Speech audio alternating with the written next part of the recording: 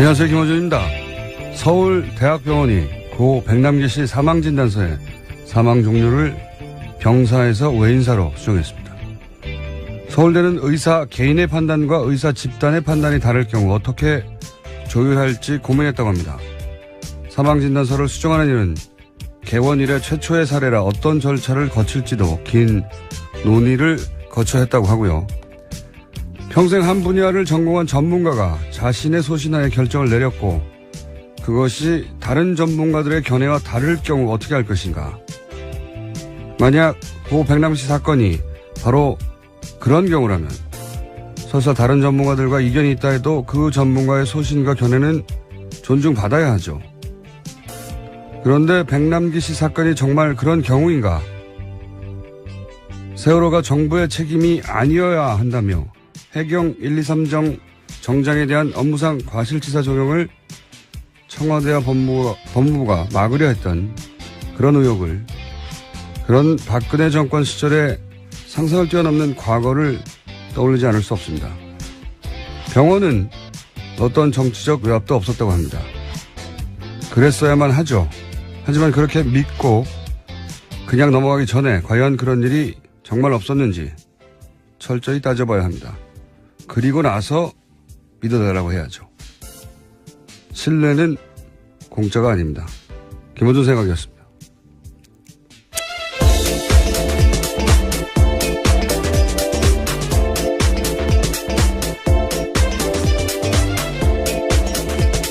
시사인의 김은지입니다. 네, 어제는 하루 종일 이 오후에 고 백남기 씨 사건 관련해서 기사가 많이 쏟아졌죠? 네, 어제 오후 2시에 기자회견이 있었습니다. 오늘은 이제 경찰 입장 발표가 있다고 하고.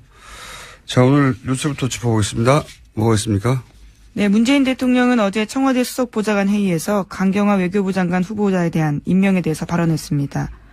문재인 대통령은 강경화 후보자는 자신이 보기에 당차고 멋있는 여성이라면서 국민들도 지지가 훨씬 높다 이렇게 밝혔는데요. 문 대통령은 청와대에서 후보자를 검증하는 게 야당 역할이지만 최종 판단은 국민의 몫이며 장관 임명은 대통령의 고유 권한이다 이렇게 선거했습니다. 따라서 문 대통령은 절차에 따라서 내일까지 강 후보자의 청문 보고서를 채택해 줄 것을 국회에 다시 요청했고요. 요청에 응하지 않으면 오는 일요일 강 후보자를 임명하겠다라는 뜻입니다. 네, 이건 뭐 예상됐던 것이고, 예. 이 여익대에 대한 야당의 반발도 예상돼 있죠. 네, 그래서 저희가 3부에 여야의 요 사안에 대한 입장을 한번 들어보기로 할 것이기 때문에, 예, 논평은 생략하고 다음 뉴스 넘어가죠. 네, 강동호 자유한국당 서울시당 위원장이 문재인 대통령에 대한 막말을 쏟아냈습니다. 어제 서울 여의도 기계회관으로 이사한 자유한국당 서울시당 개소식에서였는데요. 이 자리에는 자유한국당 대표의 출사표를 던진 홍준표 전 지사, 원유철 신상진 의원도 있었습니다. 네, 서울시당 개소식이라는 게 중요한 자리거든요, 사실요. 그래서 여기 지금 지난 대선 후보였고, 그리고 이번에 대표 경선에 나갈 후보 세 사람 다 온 건데, 그러니까 여기 개소식에서의 분위기가 사실 앞으로 자유한국당의 분위기라고 판단해 볼 수 있는 자리여서 이제 기자들도 많이 갔어요. 그러다 보니까 어떤 이야기가 나오는지 자세히 전달됐는데, 아예 오디오도 있으면서 잠깐 들어보겠습니다. 친북하는 정부하는 문제는 우리 보수, 우리 주류 세력을 죽이려고 하고 있어요. 상대가 아주 나쁜 놈이기 때문에 깡패 같은 놈이고 나쁜 놈입니다. 이런 놈을 상대로 해서 점잖게 나가다가는 나라 꼴이 안 됩니다. 제가 왜 웃음이 나죠? 네. 아주 거친 말을 쏟아냈어요. 친북, 종북, 문재인은 우리를 죽이려고 하고 있다. 네. 깡패, 뭐 이런 단어도 나왔고요. 네. 깡패 같은 놈, 나쁜 놈이다. 사석에서 이렇게 얘기할 수 있죠. 입장이 다르면. 근데 이제, 이 자리가 서울시당 위원장 개소식에다가. 예, 당의 공식 행사였던 거죠, 이게 일종의. 기자들이 다 카메라를 대고 있었는데, 이게 보도되지 않을 거라고는 생각하지 않았을 것이고. 저는 이제 이런 걸 보면 일종의 공포를 봅니다. 무섭구나, 이 상황이. 예. 그래서 상대가 나쁜 놈이 되어줘야 하는 거죠. 예. 근데 이제 서울시당 위원장 자리가 굉장히 중요한 자리인데, 이런 분위기로 서울에서 어필할 수 있을지 수도권에서 모르겠습니다. 예, 하여튼 이것도 화제가 됐던 뉴스였습니다. 다음 뉴스는 아무리 생각이 들게요. 자꾸 생각. 특정 후보에 대한 지지 발언도 했습니다. 힘 있는 사람이 당대표 돼야지 어중간한 사람이 당대표 돼서는 안 된다라는 건데 계속 세게 가자라는 취지 이야기죠. 홍준표 전 도지사를 떠올리게 하는 깡패 같은 놈이다.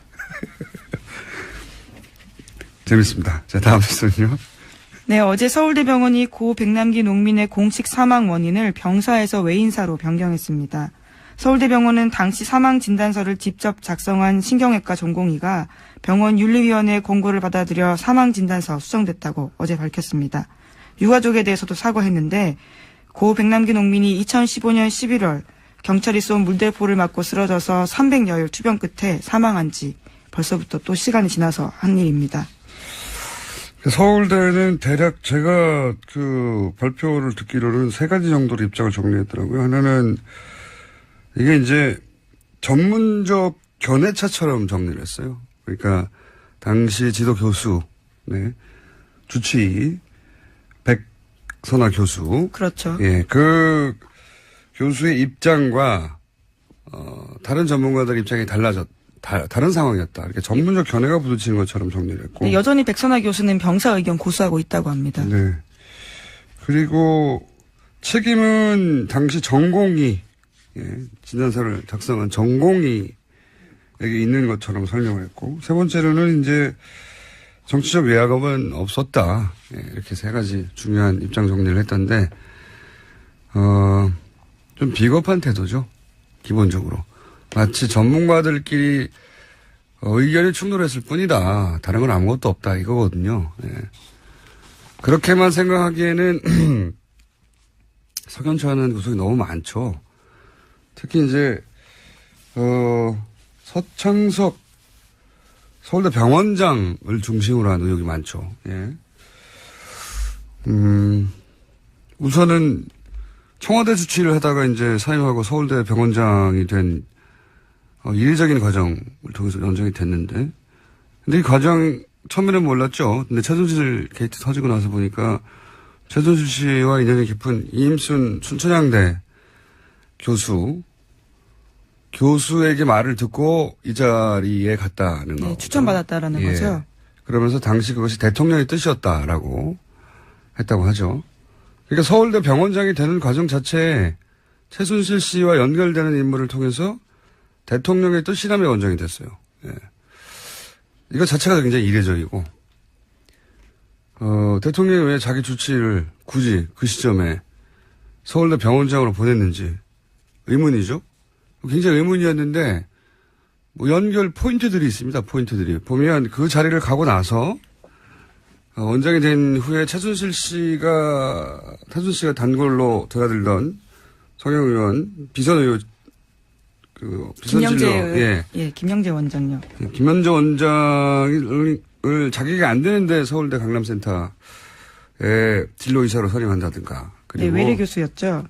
예. 그리고 김영재 씨 가족회사인 YJ콥스였던가요? 네, 실을 만드는 회사였습니다. 네, 성형실요. 실. 서울대병원에서는 쓰지도 않는 실인데, 그 실을 납품받았고, 말하자면은, 그리고 최순실 씨는 김영재 원장을 통해서 해외에 진출하려고 하는, 단순히 그 병원 하나가 아니라 어떤 미용센터를 중동이나 중국에 진출시키려는 노력을 하죠. 그 절정이 외교 인사 왔을 때 병원에 데리고 간 거였죠. 그렇죠. 덩샤오핑의 딸요. 근데 김영재 씨 병원 자체가 워낙 규모가 작고 병원이 아니라 의원이었죠. 네. 그런데 거기 권위를 싣고 그리고 매출을 올리고 소위 이제 믿어줄 만한 대중이 인정을 해주려면 서울대가 필요했던 게 아닐까 하는 추정을 해볼 수 있는 거죠. 예. 그런데 그 자리에 믿을 수 있는 사람이 가야지. 서울대병이라는 것이 만만한 것이 아니잖아요. 주치의를 빼서 그쪽으로 보낸 게 아닌가 하는 의혹을 가지기에 충분한 연결고리인데 적어도 최순실 씨와 직접 인연이 강한 인물들하고 직간접으로 병원장이 연결됐던 건 분명한 것 같고 근데 그 시점에 하필이면 이 사건이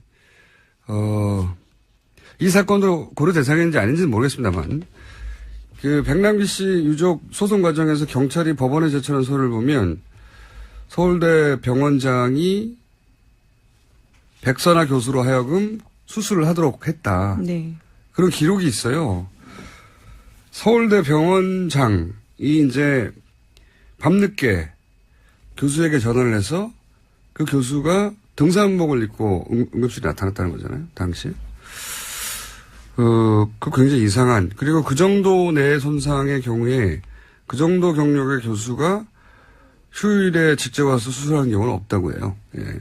의사들, 왜냐면 응급실에서 당시 전문의 신경외과 교수가 있었는데 소생 가능성이 없다고 요양병원으로 옮기라고 병원에서 해줄 일이 없다고 했었다고 하죠. 그러니까 수술을 했었던 것은 소생 가능성이 있어서가 아니라 당장 사망하면 정권이 부담이 되니까 고도의 의술로 생명만 계속 연장한 거 아니냐 이런 의혹이 당시에도 있었고 여전히 풀리지 않고 그 경향신문이었던 걸 기억하는데 단독으로 서 원장이 백남기 씨 사망 전후로 해서 상황들을 청와대에 수시 보고했다 이런 보도도 있었어요. 네, 그런 보도 있었습니다. 네, 당시 김재원 정무수석에게 백남기 씨 병세를 상세하게 수시로 보고했고 그 내용을 새누리당 지도부와도 공유했다. 이런 보도가 있었어요. 예, 노조가 그래서 문제 제기하고요. 파면하라고 촉구했었습니다. 그렇죠.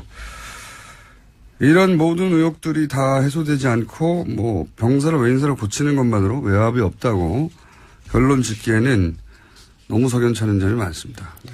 네, 그런데 어제 서 원장은 기자회견 자리에 나타나지도 않았습니다. 사과하는 자리였는데도요. 얼굴을 보이지 않았습니다. 그러니까 이건 원장과 상관이 없고 이건 철저히 전문가적 견해차로 발생한 일이다.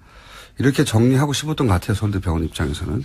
여하간 큰 사건이었죠. 아주 한 분의 사망에 그치지 않고 정권이 어떻게 한 사람의 사망을 은폐하거나 몰고 가려고 했나 이런 의혹이 있는 큰 사건이었습니다.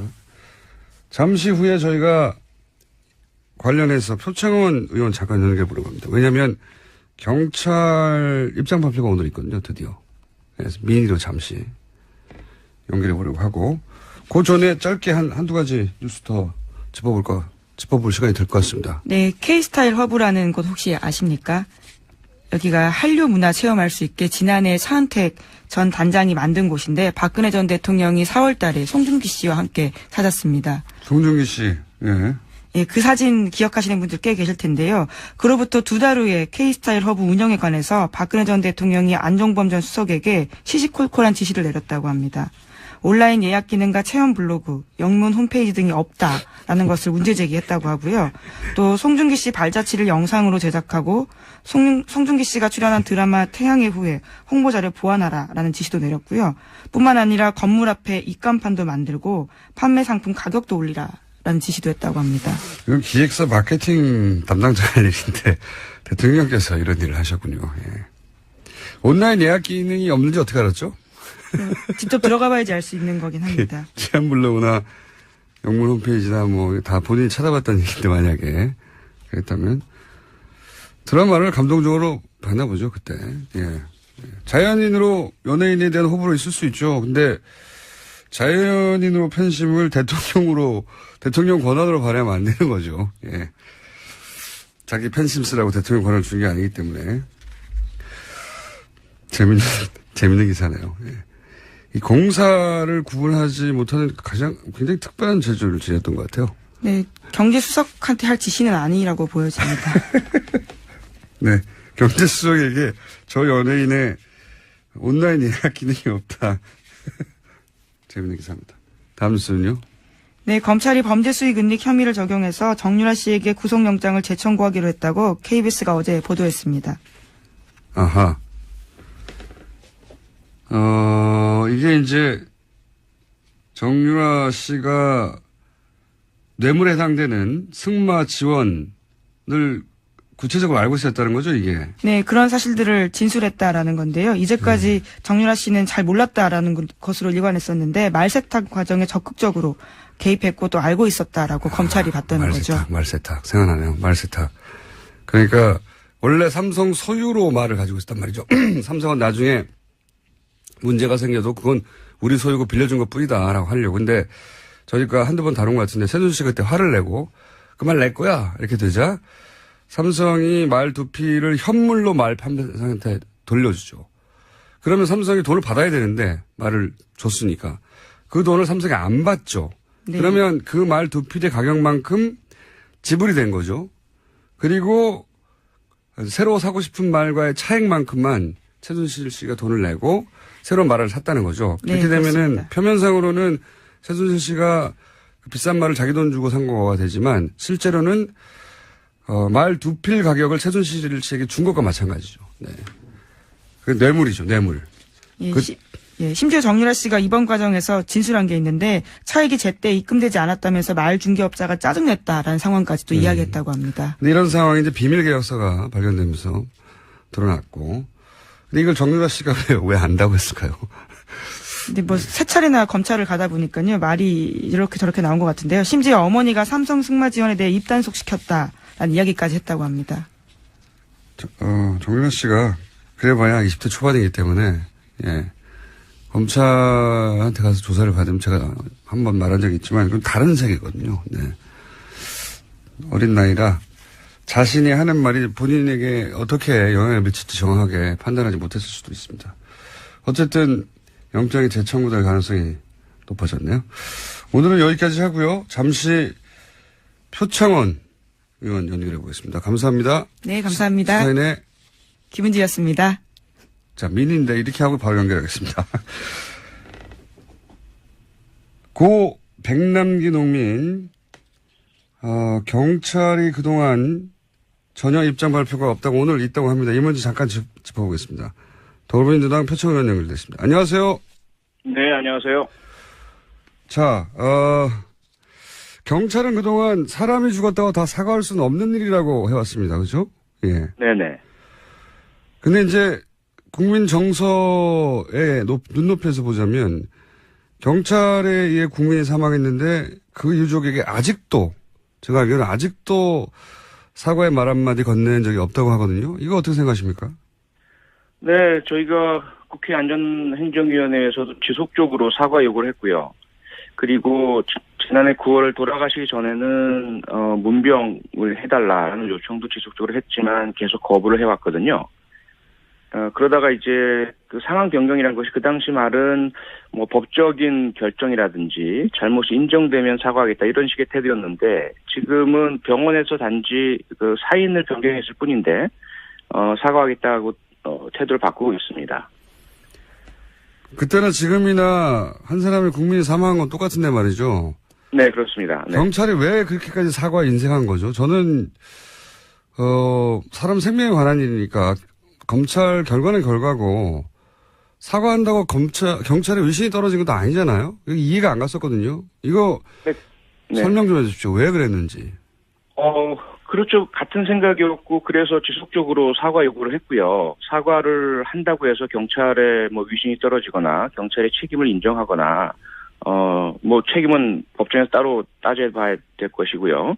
또는 뭐 경찰이 스스로가 그전과 다른 어떤 뭐 그 불이익을 받는다거나 이런 것이 없다라는 것들을 충분히 알려드리고 사과를 해달라라는 그런 요구를 했는데 경찰 입장에서는 그때 저희가 판단을 했을 때는 사과를 하고 싶어도 당시 정권의 실세, 우병우 민정수석이나 박근혜 전 대통령이나 누구인지는 모르겠지만 허가를 해주지 않았다라는 그런 인상을 많이 받았습니다. 그러니까 경찰이 만약에 사과를 하게 될 경우에 2015년 11월 14일 민중총궐기 당시에 경찰의 조치가 잘못되었다라는 것을 인정하는 꼴이 되고 그렇게 되면 과거에 1987년 이한열 열사의 사망이라든지 결국은 헌법의 개헌과 정권 교체, 대통령 직선제로 이어졌던 경찰의 잘못을 그대로 되풀이하는 것 같은 모양새. 그래서 아마도 정권 차원에서 백남기 농민 사망에 경찰이나 공권력의 책임이 있다라는 어떠한 여하한 인정도 해서는 안 된다라는 그런 지침이 있었던 것으로 인상을 받았습니다. 그런 인상은 뭐 많은 국민들이 받긴 했는데 네. 그런데 혹시 의원님이 그와 관련한 구체적인 정황, 정보, 첩보 있으십니까? 경찰 정확한 건 출신이신데 없습니다. 정확한 네, 없습니까? 정확한 건 없고요. 예. 그저 신원을 밝혀드릴 수 없는 익명의 경찰 내부 인사로부터 그러한 그 부분에 대한 묵인 정도는 제가 접한 것은 있습니다. 아하, 정황 정도는 파악을 하신 게 있군요. 네네. 그렇다고 해도 지금 이제 검경 수사권 독립이 경찰 수권인데 그러면 이제 독립적인 수사권을 가진 만한 자격을 갖췄다고 국민들에게 어필해야 되지 않습니까? 네. 근데 이런 정도의 인권 감성으로 우리 경찰은 그런 자격이 된다. 이게 설득이 대중적으로 될까요? 그렇지 않기 때문에 지금 검찰 개혁에 대한 요구가 국민들로부터 빗발치고 국민 다수의 그런 검찰 개혁에 대한 지지를 받고 있으면서도 경찰의 수사권 독립을 해주겠다라는 부분에 있어서는 그만큼의 지지나 탄력을 못 받고 있는 현실 아니겠습니까? 예. 사실 경찰이 먼저 선제적으로 신뢰를 회복하고 첫째는 정치적 중립이죠. 어떠한 권력이 들어선다 하더라도 그 권력의 취향에 맞게 이리저리 흔들리지 않겠다라는 그러한 그 정치적 중립의 모습을 보여줘야 하고요. 그리고 국민 한 분 한 분의 생명과 자유를 소중히 여기겠다. 법과 절차, 원칙을 준수하겠다. 이 부분에 있어서 국민들의 신뢰를 받아야만 독자적 수사권을 부여해줘도 되겠구나라는 그런 국가적 국민적인 어떤 신뢰를 받을 수 있는 것이죠. 그런데 이 사건, 백남기 농민 사망 사건이 가장 대표적이고 상징적이고 국민 여러분께서 가장 쉽게 접하실 수 있는 경찰의 태도이거든요. 예. 그렇게 본다면 지금까지의 모습으로는 사실 국민의 신뢰를 받을 수 없다 이렇게 볼 수 있죠. 그럼 오늘 예정된 경찰의 입장 발표는 어느 정도 수위가 될 거라고 생각하십니까? 아십니까 혹시? 아니요, 전혀 모르고요. 예. 그런데 입장 발표라는 말 속에서 해결될 문제는 아닌 것 같습니다. 이미 사과의 유효 기간은 지났고요. 예. 이미 그 백남기 농민이 살아 계실 때 그리고 지속적으로 국회에서도 사과 요구를 했을 때 사과를 했어야 그 사과의 효용성이 있고요. 지금은 너무 뒤늦은 상황이기 때문에 사과의 의미가 별로 없고 유가족께서도 사실 이 사과로 만족하실 상황은 아닌 것 같고요. 마음이 풀리실 부분도 아닌 것 같고요. 그래서 이제는 그 당시 2015년 11월 14일 물대포를 지나치게 규칙에 위반돼서 저희가 봤을 때는 예. 그 직사를 하게 된 행위자와 그 상황에 대한 지휘자 어떻게 해서 그런 상황이 발생했는지에 대한 철저한 진상조사, 행위자들에 대한 철저한 법적인 책임 추궁, 수사 이런 부분들로 진상을 다 밝히고 그리고 왜 사과를 하지 않았는지, 왜 문병을 하지 않았는지, 왜 인간으로서의 도리를 경찰이 하질 않았는지에 대해서도 명확하게 소상히 밝히는 것만이 이 백남기 사건에 대한 경찰의 잘못을 바로잡을 수 있는 그 유일한 방법이다라고 생각합니다. 듣고 보니 그러네요. 네. 그러니까 사과 문제가 아니라 이제 책임수를 분명히 밝히고 스스로 그것도 경찰 스스로 밝혀야 한다. 오늘 경찰 입장 발표가 예정돼 있는데 아직은 나오기 전에 여기까지만 하고요. 결과가. 입장 발표된 후에 의원님 다시 한번 스튜디오 모시거나 해서 좀 꼬치꼬치 따져보죠. 오늘 여기까지 하겠습니다. 네, 알겠습니다. 고맙습니다. 네, 오늘 말씀 감사합니다. 지금까지 더불어민주당 표창원 의원이었습니다. 자유한국당, 바른정당, 정의당 모두 조만간 당대표를 새로 선출합니다. 오늘은 정의당 새 사령탑에 도전한 두 분을 연결해 보겠습니다. 먼저 정의당 경기도당 위원장 박원석 전 의원 연결됐습니다. 안녕하십니까? 네, 안녕하세요. 드디어 당 대표에 나서시는군요.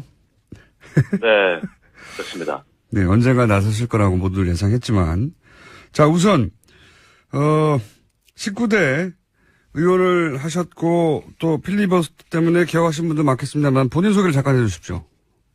예, 19대 국회의원으로 일했던 정의당 당대표 후보 박원석입니다. 끝입니까? 계속 길게 해도 되는 겁니까? 네, 예를 들어서, 저는. 본인의 경력이라든가 짧게, 예. 네.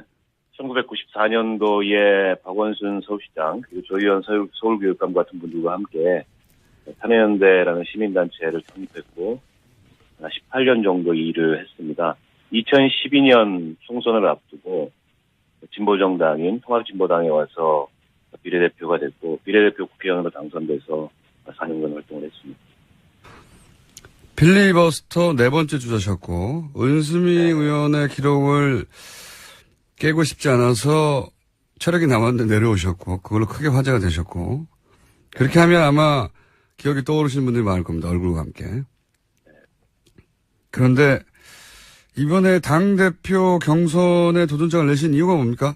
예. 똑같은 질문을 제가 잠시 후에, 라이벌, 앞으로 싸울 상대 후보에게 드릴 텐데, 이유가 뭔가요? 한마디로 말씀드리면 이기는 정의당을 만들고 싶어서 당대표에 출마했습니다. 제가 말하는 이기는 정의당은 더 이상 군소정당이 아니라 수권 능력과 그 통치 능력을 국민들로부터 인정받는 유력한 정당이 되겠다는 겁니다. 저는 지난 대통령 선거에서 가능성을 확인했다고 보는데요. 정권 교체를 통해서 국민이 이 보수 정치, 기득권 정치에는 파산 선고를 내렸고 정의당에게는 한번 경쟁해보라는 기회를 주셨다고 봅니다. 그래서 앞으로의 정치적 경쟁은 누가 더 투철한 시대 정신을 가지고 불평등 해소와 또 국민의 삶의 질 향상이라는 우리 시대의 과제를 해결하는가의 경쟁이 될 거라고 보죠. 이 경쟁에서 이기는 정의당을 만들고. 이기는 정의당. 그게 캐치프레이즈입니까? 그렇습니다. 이기는 정의당. 그리고 2020년 제1야당이 목표라고, 맞죠?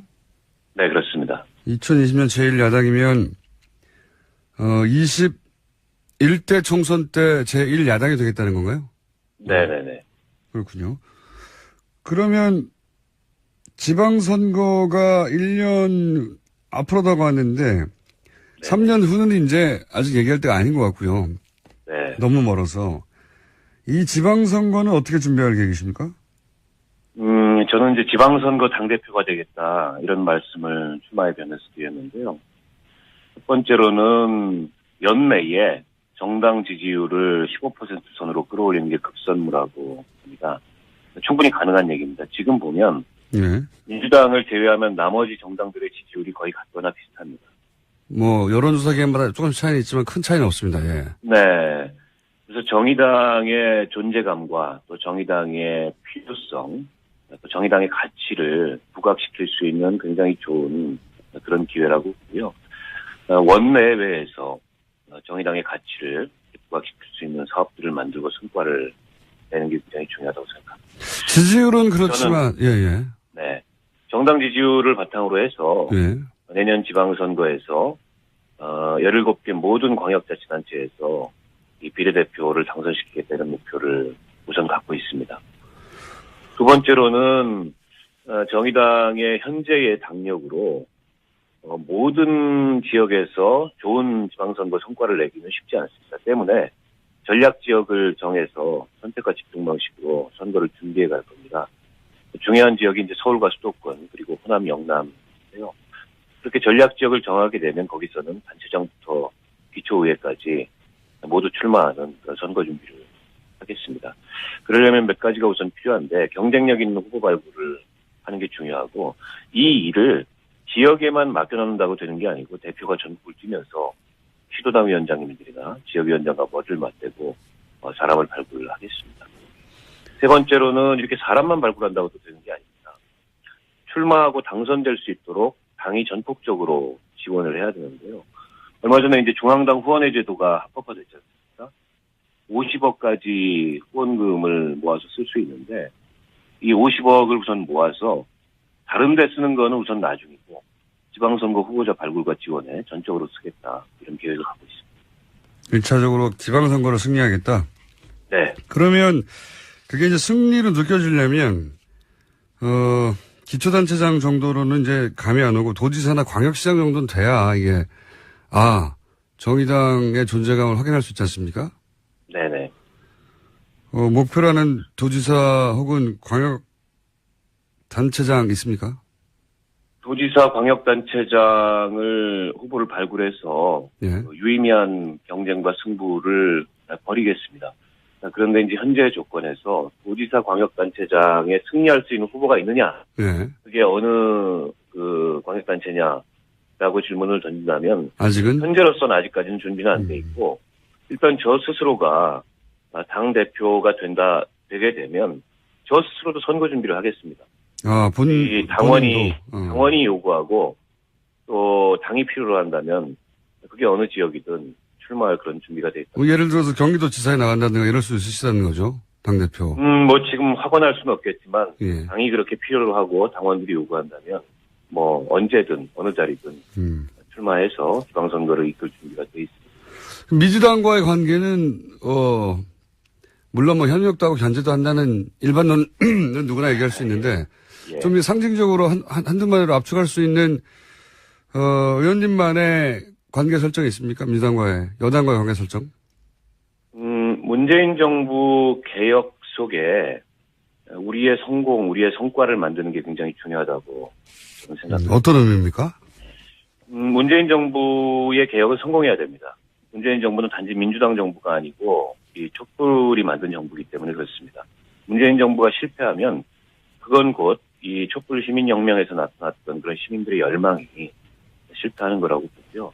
정의당이 문재인 정부의 개혁에 협력하겠다는 것은 문재인 정부나 민주당이 좋아서가 아니고 정의당이 무슨 민주당이 이중되어서가 아니라 촛불 시민혁명이 실패해서는 안 되기 때문에 그렇습니다. 물론 뭐 마냥 협조는 할 수 없습니다. 잘못하는 점에 대해서는 단호하게 견제도 하고 비판도 할 텐데 핵심은 제가 앞서도 말씀드렸듯이 우리가 수권 능력을 쌓아가고 또 통치를 할 수 있는 그런 정치 세력이라는 것을 국민들로부터 실천적으로 증명을 받기 위해서는 문재인 정부 개혁이 추진되는 그 안에 정의당의 성과를 만드는 겁니다. 저건 정의당의 의제고 그 정의당이 저 상황을 주도해서 저 개혁을 견인했다라는 것을 국민들이 인정받을 수 있는 그런 성과를 만들기 위해서. 좀 구체적으로 말씀해 주신다면요?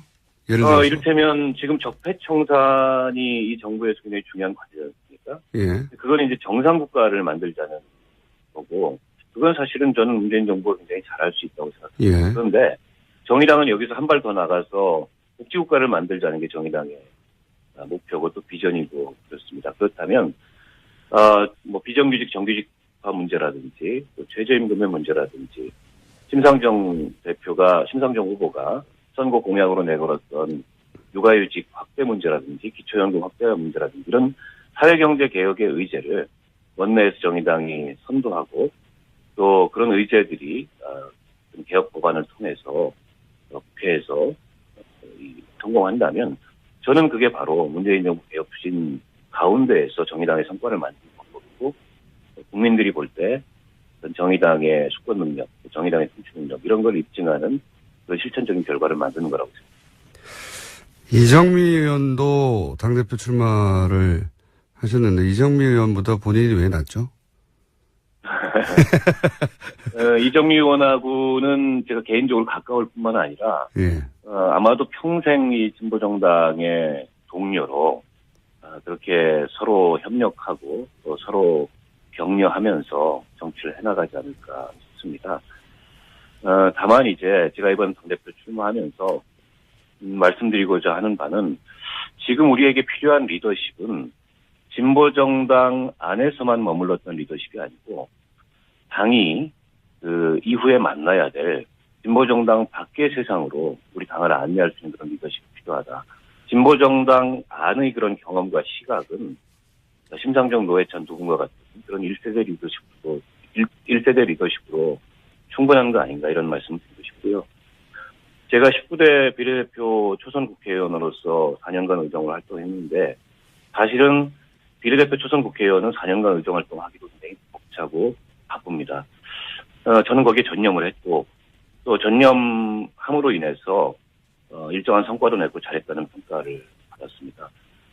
제가 지난 2년 동안 정의당의 경기도당 위원장을 맡았었거든요. 그래서 경기도당의 조직을 재건하고 바닥으로부터의 정당 리더십을 만들었습니다. 이기는 정의당 또 통치 능력을 인정받는 정의당을 위해 일할 준비가 돼 있다고 생각하고요.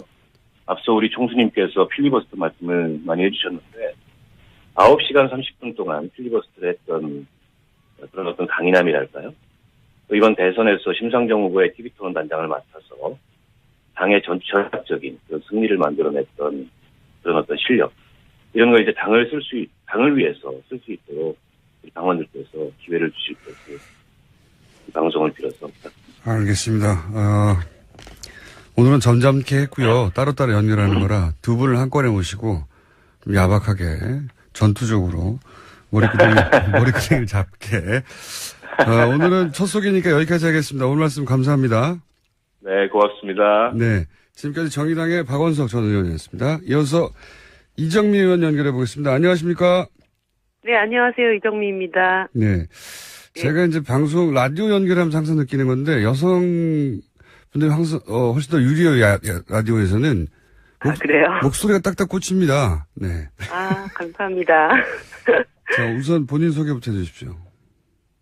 저는 이번에 정의당 당직 선거에 당대표로 도전한 20대 국회의원 이정미입니다. 오자 토론에서 자주 인사드렸는데 오늘은 이렇게 라디오로 연결되었네요. 네.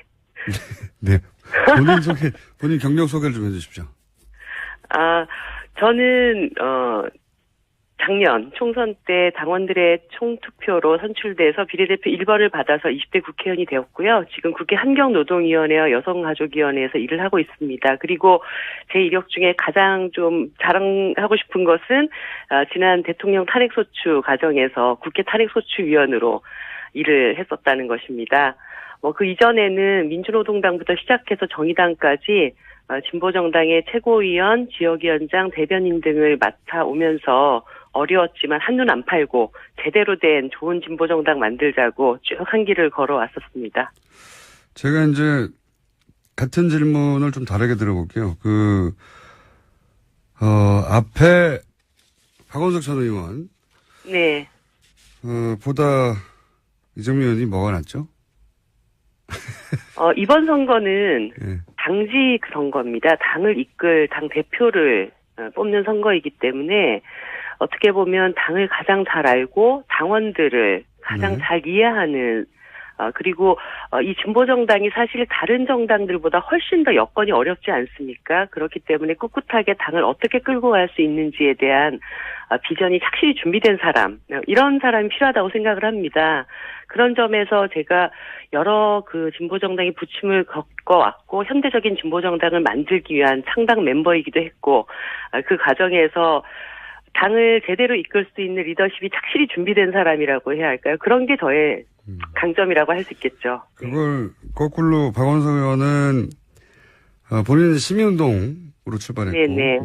네. 이정미 의원님은 노동운동으로 출발했기 때문에 진보운동 바깥에 있는 분들과 연결하자면 박원석 의원은 본인이 적격이다.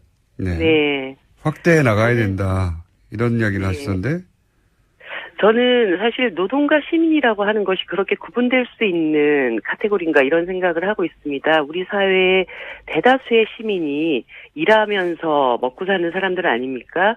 그럴 때 어떻게 보면은 자신이 일하는 현장에서는 또 노동자이고 자신이 살고 있는 지역사회에서는 또 한 명의 시민으로서의 삶을 살아갑니다. 그렇기 때문에 이 두 가지가 어떤 것은 좀 더 진보 정치의 좁은 영역이고 어떤 것은 넓은 영역이다. 이렇게 구분할 수 없는 것이라고 보고요. 또 그런 이분법이 어떻게 보면 우리 사회 노동권을 정착시키는데 좀 한계를 갖게 했던 그런 사고가 아니었나? 이런 생각을 갖고 있습니다. 본인의 캐치프레이즈는 뭡니까? 저는 얼굴 없는 민주주의를 끝내고 정의당을 집권을 꿈꾸는 유력 정당으로 발전시키겠다. 이런 포부를 밝혔습니다. 이게 무슨 말입니까? 얼굴 없는 민주주의를 끝내는 게? 지난 대선에 약간 공포 영화스러운데요, 이거? 얼굴 없는 민주주의. 네. 네. 사실 공포스러운 현상이죠. 그러니까 우리 사회의 대다수의 여성이나 20대 그리고 비정규직 같은 분들 사실 우리 사회 다수를 차지하고 있지만 한 번도 사회에 제대로 이분들이 대표된 적이 없고 정치가 이분들을 대의한 적이 없습니다.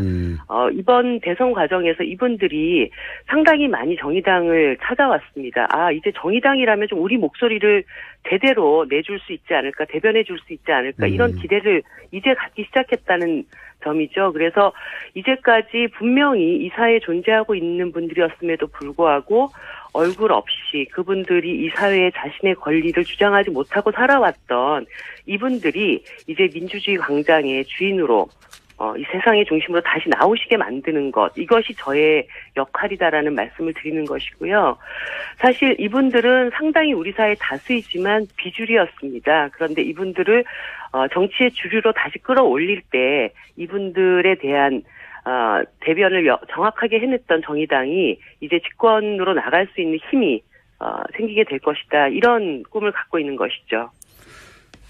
문재인 정부의 관계 설정은 어떻게 합니까? 제가 출마해변에서도 밝혔지만 문재인 정부는 저는 단지 대한민국의 19번째 정부라고 생각하지 않습니다. 새로운 대한민국의 시작점 이렇게 보고 있고 60년 비상식적이고 비정상적인 국가를 다시 세우는 그런 과정이라고 저는 보고 있습니다. 그런데 이 정부가 탄생되는 과정에 촛불이 있었고 탄핵이 있었고요. 그 촛불과 탄핵을 함께 만들어냈던 것이 또 정의당입니다. 그렇기 때문에 이 정부의 성공을 위해서 특히 이 정부에게 바라는 국민들의 개혁의 요구, 개혁의 열망을 성공시키기 위해서는 정말 이 정부가 잘 되도록 협력할 것은 최대한 협력해야 된다는 게 제 입장이고요. 우리가 싸워야 할 대상은 이러한 개혁을 방해하는 낡은 적폐 세력이다. 이렇게 보고 있습니다. 물론 문재인 정부가 개혁에 미흡하거나 그 방향이 잘못됐을 때는 누구보다 앞서서 비판하고 개혁을 잘된 방향으로 이끌 수 있도록 노력하는 것이 저희들의 몫이다라고 보고 있습니다. 그러니까 두 분 다 잘하는 건 잘한다. 네. 못하는 건 못한다. 네. 그 정도 얘기인데 혹시 지방선거 관련해서 본인만의 특별한 전략이 있습니까? 물론 지방선거는 다 이기겠다고 이제 말씀을 하시고, 박원석 의원은 필요하면 본인이 직접 선수로 뛰겠다고도 말씀하셨는데. 네. 박원석 전 의원께서 직접 뛰실 만한 우리 당의 중요한 후보군 중에 한 명이라고 저는 생각하고 있고요. 그럼 그분은 거기 나가시고 대표는 나한테 달라는 얘기죠? 저는 또 당을 진두지휘하고 선거를 이끌어야 되니까. 예. 네. 아니, 제가 한번 쭉 생각을 해봤어요. 지난 5년 정의당이 창당되고 지금 5년이 흘렀는데 그 사이에 몇 번의 선거가 있었습니다. 근데 그때마다 정의당의 그 당시 선거에 대해서 굉장한 비관론, 이번 선거에서 정의당이 상당히 어려울 것이다. 이 위기를 견뎌낼 수 있겠느냐, 이런 위기론 같은 것이 있었거든요. 그런데 막상 선거를 딱 치러놓고 나면은 당이 조금씩 한 단계씩 성장을 해왔습니다. 저는 이런 우리 당의 저력을 믿고 있고요. 그리고 이번 대선 과정에서도 정의당만의 정책과 가치, 비전을 가지고 당당하게 승부를 겨뤘을 때 또 국민들이 정의당에 대해서 좀 더 그 존재를 인정해주는 과정이 있었기 때문에 내년 지방선거에서도 정의당의 이름으로 당당하게 일단 선거를 치르겠다는 자신감이 가장 중요하다고 보고 있습니다. 그리고 우리 당에서 좀 착실히 준비해왔던 중요한 지방 기초단체장과 지방의회를 준비하고 있는 후보분들이 있습니다. 이분들을 반드시 내년 지방선거에 승리하게 만들어서 정의당만의 지방자치의 어떤 모범? 이런 것들을 제대로 좀 보여드리고 싶습니다. 혹시 예를 들어서 이 동네만큼은 이 광역 만큼은 정의당이 가져가겠다고 그래서 예전에는 후보 단일화 이런 식으로 표현을 했었는데 네. 예를 들면 민주당과 어느 지역 정도는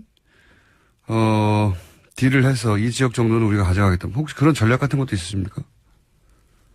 지금 제가 이 방송에서 내고 딜을 어떻게 할 것인가, 이거는 다 상대가 있고 서로 그 당시에 조건이 어떻게 형성되는가에 따른 문제이라고는 보는데, 네. 일단 가장 중요한 것은 정의당 독자의 힘으로 내년 지방선거를 돌파하겠다라는 의지, 이것을 말씀드리고 싶고요.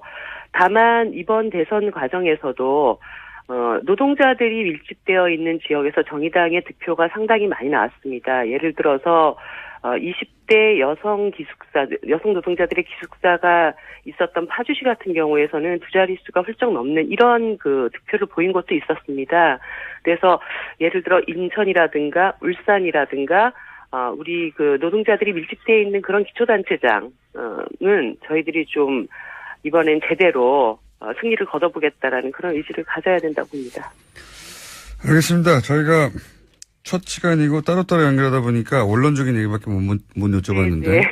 조만간 저희가 따로 두 분을 모시고 네, 꼭 불러주세요. 이렇게 해봐야 아무 소용이 없거든요.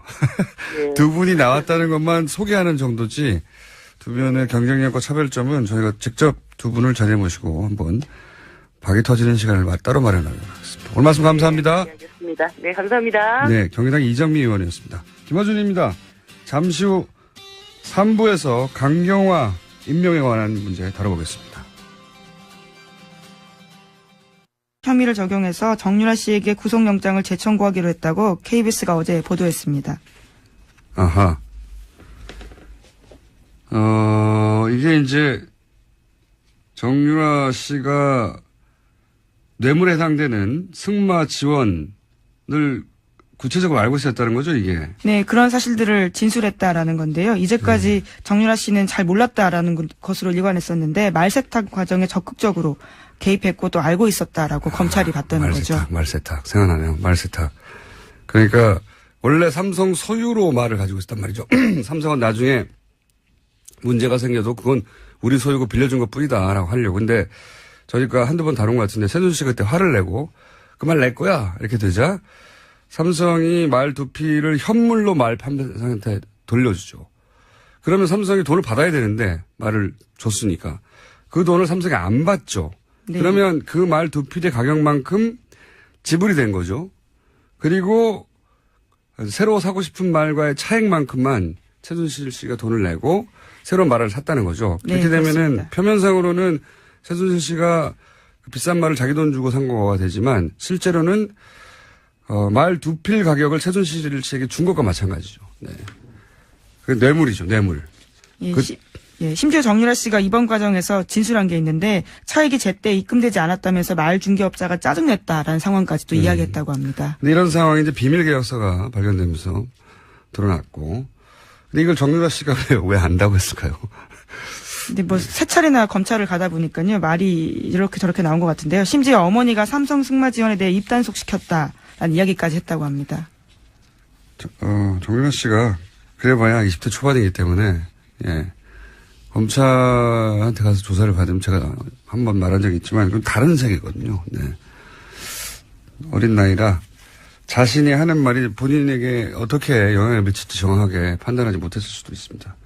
어쨌든 영장이 재청구될 가능성이 높아졌네요. 오늘은 여기까지 하고요. 잠시 표창원 의원 연결해 보겠습니다. 감사합니다. 네, 감사합니다. 시사인의 김은지였습니다. 자, 민인데 이렇게 하고 바로 연결하겠습니다.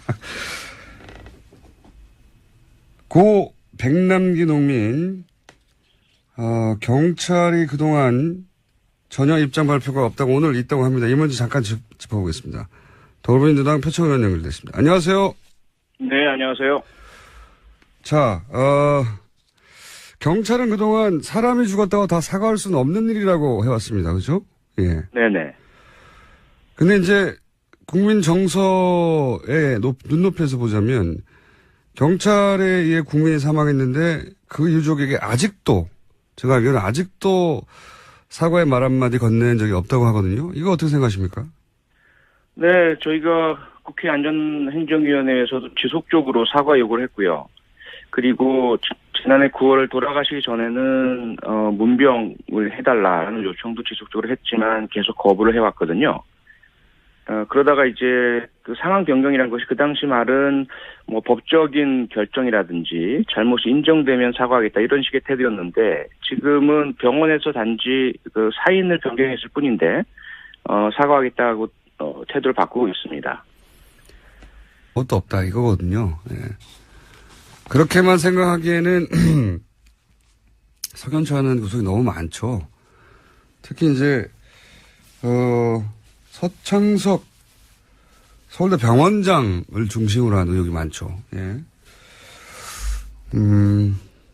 우선은 청와대 주치를 하다가 이제 사임하고 서울대 병원장이 된 이례적인 과정을 통해서 연정이 됐는데, 근데 이 과정 처음에는 몰랐죠. 근데 최순실 게이트 터지고 나서 보니까 최순실 씨와 인연이 깊은 이임순 순천향대 교수에게 말을 듣고 이 자리에 갔다는 거. 네, 추천받았다라는 거죠. 그러면서 당시 그것이 대통령의 뜻이었다라고 했다고 하죠. 그러니까 서울대 병원장이 되는 과정 자체에 최순실 씨와 연결되는 인물을 통해서 대통령의 뜻이라며 원정이 됐어요. 예. 이거 자체가 굉장히 이례적이고, 대통령이 왜 자기 주치를 굳이 그 시점에 서울대 병원장으로 보냈는지 의문이죠. 굉장히 의문이었는데, 뭐 연결 포인트들이 있습니다. 포인트들이. 보면 그 자리를 가고 나서, 원장이 된 후에 최순실 씨가 단골로 드나들던 성형 의원, 비선 의원, 김영재, 김영재 원장요. 김영재 원장을 자격이 안 되는데 서울대 강남센터에 진로이사로 선임한다든가. 그리고 외래 교수였죠.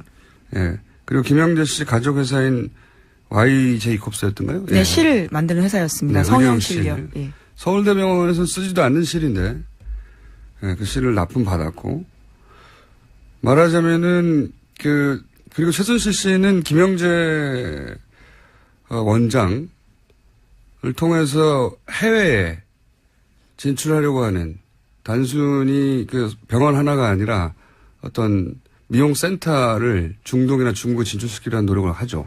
그 절정이 외교 인사 왔을 때 병원에 데리고 간 거였죠. 그렇죠. 덩샤오핑에 딸려. 근데 김영재 씨 병원 자체가 워낙 규모가 작고 병원이 아니라 의원이었죠. 네. 그런데 거기 권위를 싣고 그리고 매출을 올리고 소위 이제 믿어줄 만한 대중이 인정을 해주려면 서울대가 필요했던 게 아닐까 하는 추정을 해볼 수 있는 거죠. 예. 그런데 그 자리에 믿을 수 있는 사람이 가야지. 서울대 병원이라는 것이 만만한 것이 아니잖아요. 주치를 빼서 그쪽으로 보낸 게 아닌가 하는 의혹을 가지기에 충분한 연결고리인데, 적어도 최순실 씨와 직접 인연이 강한 인물들하고 직간접으로 병원장이 연결됐던 건 분명한 것 같고, 근데 그 시점에 하필이면 이 사건이 이 사건도 고려 대상인지 아닌지는 모르겠습니다만, 백남기 씨 유족 소송 과정에서 경찰이 법원에 제출한 서류를 보면 서울대 병원장이 백선아 교수로 하여금 수술을 하도록 했다. 네. 그런 기록이 있어요. 서울대 병원장이 이제 밤늦게 교수에게 전화를 해서 그 교수가 등산복을 입고 응급실에 나타났다는 거잖아요. 당시. 그 굉장히 이상한, 그리고 그 정도 내 손상의 경우에 그 정도 경력의 교수가 휴일에 직접 와서 수술하는 경우는 없다고 해요. 예. 의사들, 왜냐면 응급실에서 당시 전문의 신경외과 교수가 있었는데 소생 가능성이 없다고 요양병원으로 옮기라고, 병원에서 해줄 일이 없다고 했었다고 하죠. 그러니까 수술을 했었던 것은 소생 가능성이 있어서가 아니라 당장 사망하면 정권이 부담이 되니까 고도의 의술로 생명만 계속 연장한 거 아니냐, 이런 의혹이 당시에도 있었고 여전히 풀리지 않고, 그 경향신문이었던 걸 기억하는데 단독으로 서 원장이 백남기 씨 사망 전후로 해서 상황들을 청와대에 수시 보고했다, 이런 보도도 있었어요. 네, 그런 보도 있었습니다. 네, 당시 김재원 정무수석에게 백남기 씨 병세를 상세하게 수시로 보고했고 그 내용을 새누리당 지도부와도 공유했다, 이런 보도가 있었어요. 예, 노조가 그래서 문제 제기하고요, 파면하라고 촉구했었습니다. 그렇죠. 이런 모든 의혹들이 다 해소되지 않고 뭐 병사를 외인사를 고치는 것만으로 외압이 없다고 결론 짓기에는 너무 석연찮은 점이 많습니다. 네, 그런데 어제 서 원장은 기자회견 자리에 나타나지도 않았습니다. 사과하는 자리였는데도요, 얼굴을 보이지 않았습니다. 그러니까 이건 원장과 상관이 없고 이건 철저히 전문가적 견해차로 발생한 일이다, 이렇게 정리하고 싶었던 것 같아요. 서울대 병원 입장에서는. 여하간 큰 사건이었죠. 아주 한 분의 사망에 그치지 않고 정권이 어떻게 한 사람의 사망을 은폐하거나 몰고 가려고 했나 이런 의혹이 있는 큰 사건이었습니다. 잠시 후에 저희가 관련해서 표창원 의원 잠깐 연결해보려고 합니다. 왜냐하면 경찰 입장 발표가 오늘 있거든요. 드디어. 그래서 민의로 잠시 연결해보려고 하고 그 전에 짧게 한두 가지 뉴스 더 짚어볼 시간이 될 것 같습니다. 네, K스타일 허브라는 곳 혹시 아십니까? 여기가 한류 문화 체험할 수 있게 지난해 차은택 전 단장이 만든 곳인데 박근혜 전 대통령이 4월 달에 송중기 씨와 함께 찾았습니다. 송중기 씨. 예. 예, 그 사진 기억하시는 분들 꽤 계실 텐데요. 그로부터 2달 후에 K스타일 허브 운영에 관해서 박근혜 전 대통령이 안종범 전 수석에게 시시콜콜한 지시를 내렸다고 합니다. 온라인 예약 기능과 체험 블로그, 영문 홈페이지 등이 없다라는 것을 문제 제기했다고 하고요.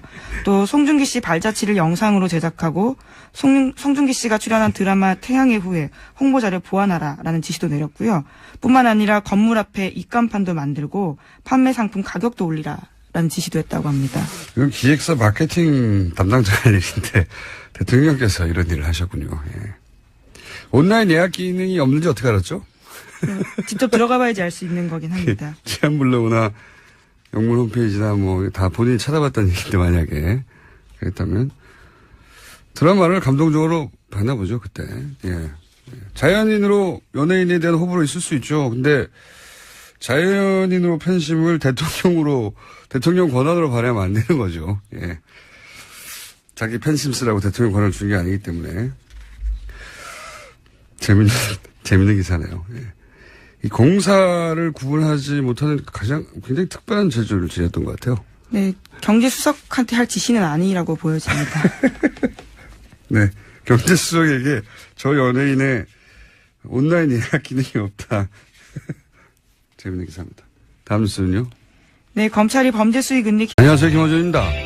서울대학병원이 고 백남기 씨 사망진단서에 사망 종류를 병사에서 외인사로 수정했습니다. 서울대는 의사 개인의 판단과 의사 집단의 판단이 다를 경우 어떻게 조율할지 고민했다고 합니다. 사망진단서를 수정하는 일은 개원 이래 최초의 사례라 어떤 절차를 거칠지도 긴 논의를 거쳐야 했다고 하고요. 평생 한 분야를 전공한 전문가가 자신의 소신하에 결정을 내렸고 그것이 다른 전문가들의 견해와 다를 경우 어떻게 할 것인가. 만약 고 백남 씨 사건이 바로 그런 경우라면 설사 다른 전문가들과 이견이 있다 해도 그 전문가의 소신과 견해는 존중받아야 하죠. 그런데 백남기 씨 사건이 정말 그런 경우인가? 세월호가 정부의 책임이 아니어야 한다며 해경 123정 정장에 대한 업무상 과실치사 조정을 청와대와 법무부가 막으려 했던 그런 의혹을 그런 박근혜 정권 시절에 상상을 뛰어넘는 과거를 떠올리지 않을 수 없습니다. 병원은 어떤 정치적 외압도 없었다고 합니다. 그랬어야만 하죠.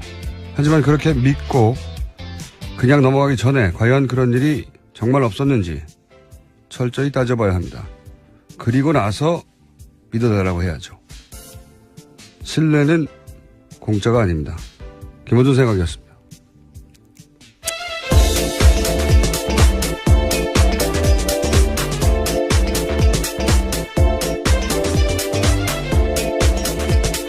시사인의 김은지입니다. 네, 어제는 하루 종일 이 오후에 고 백남기 씨 사건 관련해서 기사가 많이 쏟아졌죠? 네, 어제 오후 2시에 기자회견 있었습니다. 오늘은 이제 경찰 입장 발표가 있다고 하고. 자, 오늘 뉴스부터 짚어보겠습니다. 뭐가 있습니까? 네, 문재인 대통령은 어제 청와대 수석보좌관 회의에서 강경화 외교부 장관 후보자에 대한 임명에 대해서 발언했습니다. 문재인 대통령은 강경화 후보자는 자신이 보기에 당차고 멋있는 여성이라면서 국민들도 지지가 훨씬 높다 이렇게 밝혔는데요. 문 대통령은 청와대에서 후보자를 검증하는 게 야당 역할이지만 최종 판단은 국민의 몫이며 장관 임명은 대통령의 고유 권한이다 이렇게 선거했습니다. 따라서 문 대통령은 절차에 따라서 내일까지 강 후보자의 청문 보고서를 채택해 줄 것을 국회에 다시 요청했고요. 요청에 응하지 않으면 오는 일요일 강 후보자를 임명하겠다라는 뜻입니다. 네, 이건 뭐 예상됐던 것이고, 예. 이 여익대에 대한 야당의 반발도 예상돼 있죠. 네. 그래서 저희가 3부에 여야의 요 사안에 대한 입장을 한번 들어보기로 할 것이기 때문에, 예. 논평은 생략하고 다음 뉴스 넘어가죠.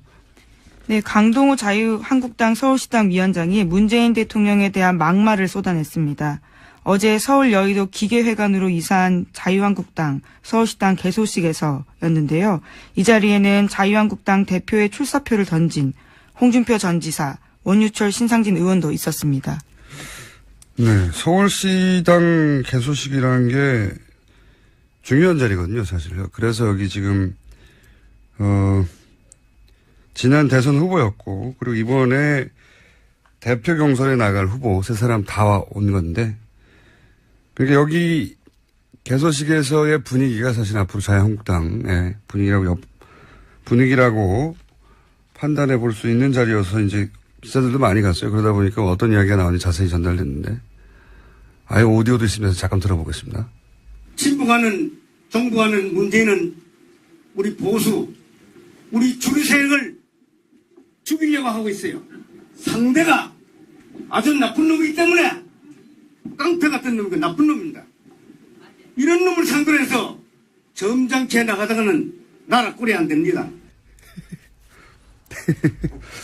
제가 왜 웃음이 나죠? 네. 아주 거친 말을 쏟아냈어요. 친북, 종북, 문재인은 우리를 죽이려고 하고 있다. 네. 깡패, 뭐 이런 단어도 나왔고요. 네. 깡패 같은 놈, 나쁜 놈이다. 사석에서 이렇게 얘기할 수 있죠. 입장이 다르면. 근데 이제, 이 자리가 서울시당 위원장 개소식에다가. 예, 당의 공식 행사였던 거죠, 이게 일종의. 기자들이 다 카메라를 대고 있었는데, 이게 보도되지 않을 거라고는 생각하지 않았을 것이고. 저는 이제 이런 걸 보면 일종의 공포를 봅니다. 무섭구나, 이 상황이. 예. 그래서 상대가 나쁜 놈이 되어줘야 하는 거죠. 예. 근데 이제 서울시당 위원장 자리가 굉장히 중요한 자리인데, 이런 분위기로 서울에서 어필할 수 있을지 수도권에서는 모르겠습니다. 예, 하여튼 이것도 화제가 됐던 뉴스였습니다. 다음 뉴스는 아무리 생각이 들게요. 자꾸 생각할까. 특정 후보에 대한 지지 발언도 했습니다. 힘 있는 사람이 당대표 돼야지 어중간한 사람이 당대표 돼서는 안 된다라는 건데 계속 세게 가자라는 취지 이야기죠. 홍준표 전 도지사를 떠올리게 한 깡패 같은 놈이다. 재밌습니다. 자, 다음 뉴스는요. 네, 어제 서울대병원이 고 백남기 농민의 공식 사망 원인을 병사에서 외인사로 변경했습니다. 서울대병원은 당시 사망 진단서를 직접 작성한 신경외과 전공의가 병원 윤리위원회의 공고를 받아들여 사망 진단서 수정됐다고 어제 밝혔습니다. 유가족에 대해서도 사과했는데 고 백남기 농민이 2015년 11월 경찰이 쏜 물대포를 맞고 쓰러져서 300여일 투병 끝에 사망한 지 벌써부터 또 시간이 지나서 한 일입니다. 서울대는 대략 제가 그 발표를 듣기로는 3가지 정도로 입장을 정리했더라고요. 하나는 이게 이제 전문적 견해차처럼 정리를 했어요. 그러니까 당시 지도 교수, 주치의 백선아 교수. 그렇죠. 예, 그 교수의 입장과 다른 전문가들 입장이 다른 상황이었다. 이렇게 전문적 견해가 부딪히는 것처럼 정리를 했고. 네, 여전히 백선아 교수는 병사 의견 고수하고 있다고 합니다. 네. 그리고 책임은 당시 전공의, 진단서를 작성한 전공의에게 있는 것처럼 설명을 했고, 세 번째로는 이제 정치적 외압은 없었다. 이렇게 3가지 중요한 입장 정리를 했던데, 좀 비겁한 태도죠. 기본적으로. 마치 전문가들끼리 의견이 충돌했을 뿐이다. 다른 건 아무